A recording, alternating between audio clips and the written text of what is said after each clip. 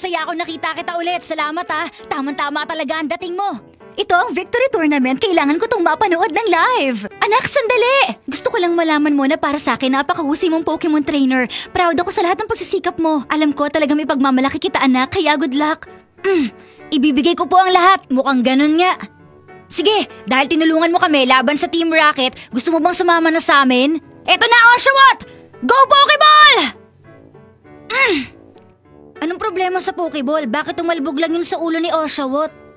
Parang alam ko na. Ikaw ba yung Oshawott galing sa lab ni Professor Juniper?